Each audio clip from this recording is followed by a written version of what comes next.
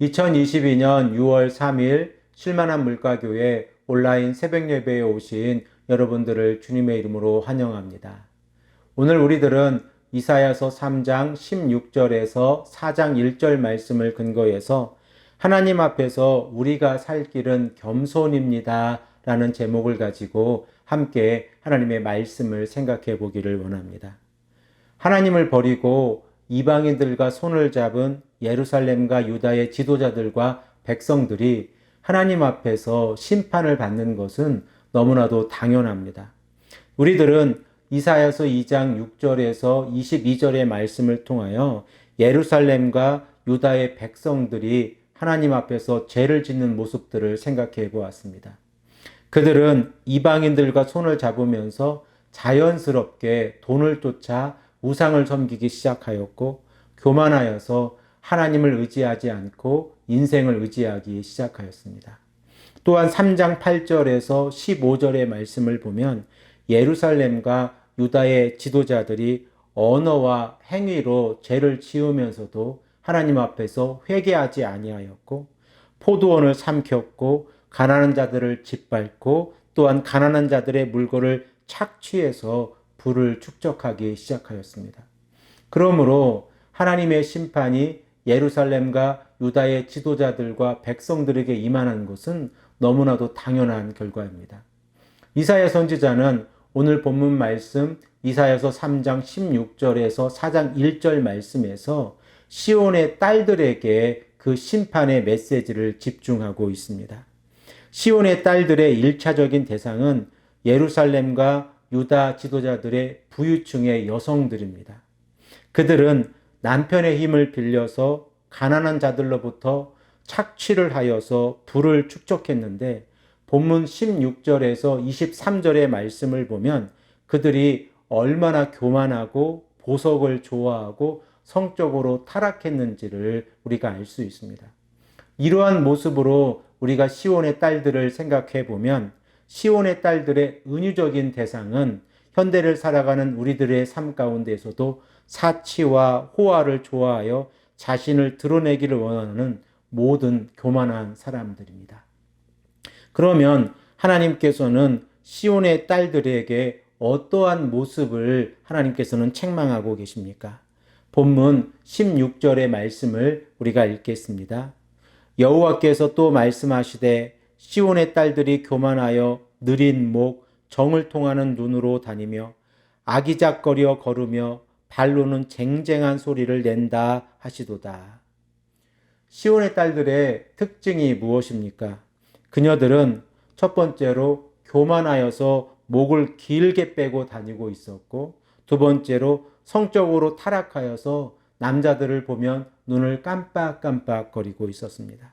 그리고 세 번째로 앙증맞은 걸음으로 걸으면서 발목에서는 찰랑찰랑하는 소리를 내고 있었습니다.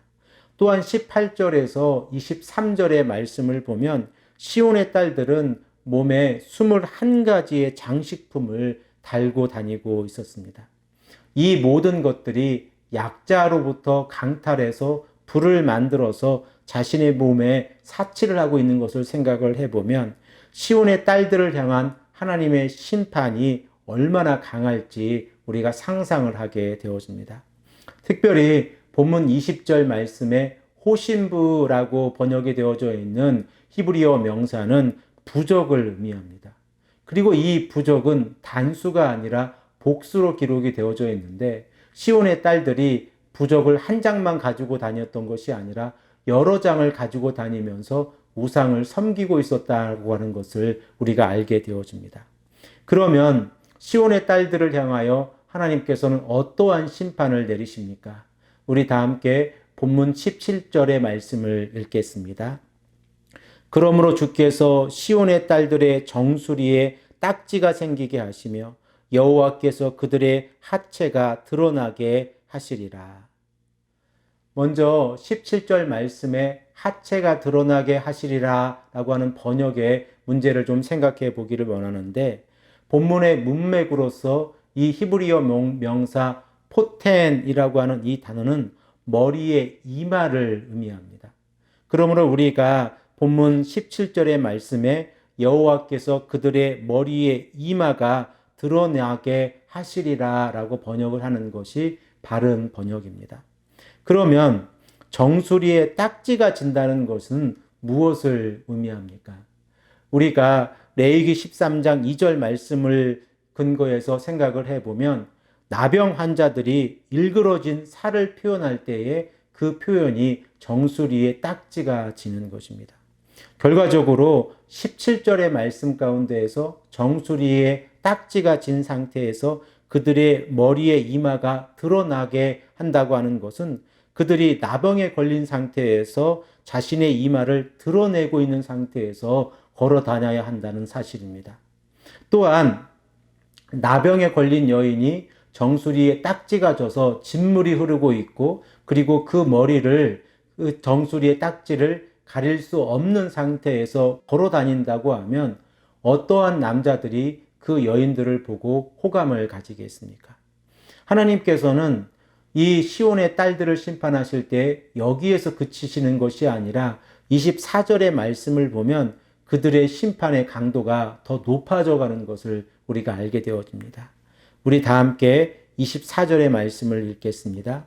그때 썩은 냄새가 향기를 대신하고 노끈이 띠를 대신하고 대머리가 숱한 머리털을 대신하고 굵은 베옷이 화려한 옷을 대신하고 수치스러운 흔적이 아름다움을 대신할 것이며 결과적으로 시온의 딸들은 어떠한 모습으로 변해버렸습니까? 그들의 몸에서는 썩은 냄새를 풍기고 있었고 노끈으로 옷을 묶고 있었고 대머리가 된 상태에서 이마에 나병 딱지가 흐르고 있었습니다. 그리고 굵은 베옷을 입고 수치스러움을 당하고 있었습니다. 이러한 여인들이 본문 4장 1절 말씀을 보면 과부가 되는 것을 면하게 해달라고 남자들에게 애걸하고 있는 모습을 우리가 발견하게 되어집니다. 이것이 교만한 인간의 종말입니다. 오직 여호와 앞에서 우리가 살 길은 겸손입니다. 그리고 겸손의 시작은 하나님을 우리의 아버지로 인정하는 것입니다. 오늘 하루도 우리의 삶 가운데서 겸손하여서 하나님의 말씀에 순종하고 그 말씀을 따라 살아가는 귀하고 복된 하나님의 자녀들이 되시기를 간절히 축복합니다. 함께 기도하겠습니다. 아버지 하나님 감사합니다. 오늘도 우리에게 말씀하셔서 교만한 자들의 결과가 어떻게 되는지를 우리에게 깨닫게 하시니 감사합니다. 우리가 오직 하나님 앞에서 겸손하여서 하나님의 말씀을 듣고 순종하는 삶을 살아갈 수 있도록 인도하여 주시옵소서. 감사드리며 사랑이 많으신 예수 그리스도의 이름으로 간절히 기도합니다. 아멘.